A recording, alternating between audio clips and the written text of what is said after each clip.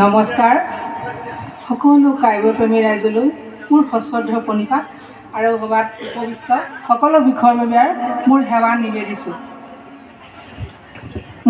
নিবেদিছোঁ সকলোকে। আচলতে আমি কবি হোৱাগৈ নাই, কবিতা বৰ ভাল পাওঁ। সেইবাবে মই গুজৰাটৰ পৰা আহি ইয়াত যে নিমন্ত্ৰণী পত্ৰখন পালোঁ, তাৰপিছত মোৰ টিকেটো মই কেঞ্চেল কৰি ল'লোঁ যে মই সকলোকে এবাৰ লগ পাব লাগিব।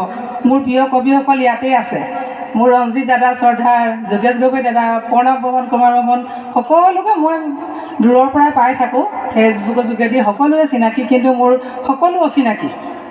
আজি কিমান কষ্টৰ মূৰত মই আহি এডোখৰ পাইছোঁ, সঁচাই মই কোনে আহি মোৰ চকু পানী ওলাই গৈছিলে সকলোকে দেখি। মই মনে মনে একেবাৰে বহি আছোঁ। কবিতা মোৰ বিশেষ মোৰ একো চায়ে অহা নাই, তথাপিতো সকলোকে লগ পোৱাৰ হেঁপাহতে মই এটা কবিতা মাত্ৰ পাঠ কৰিম।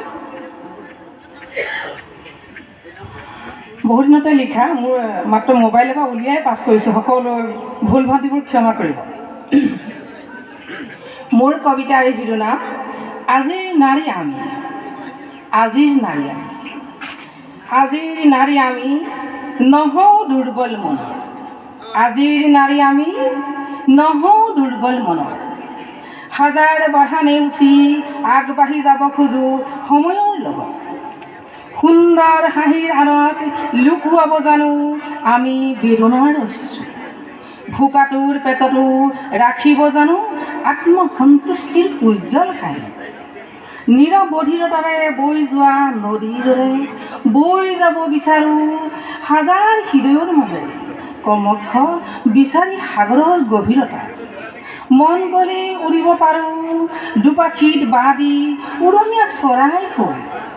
মন গ'লেই কহুৱাৰ দৰে শুভ্ৰতা বিলাব পাৰোঁ আহিনৰ মেঘ হৈ।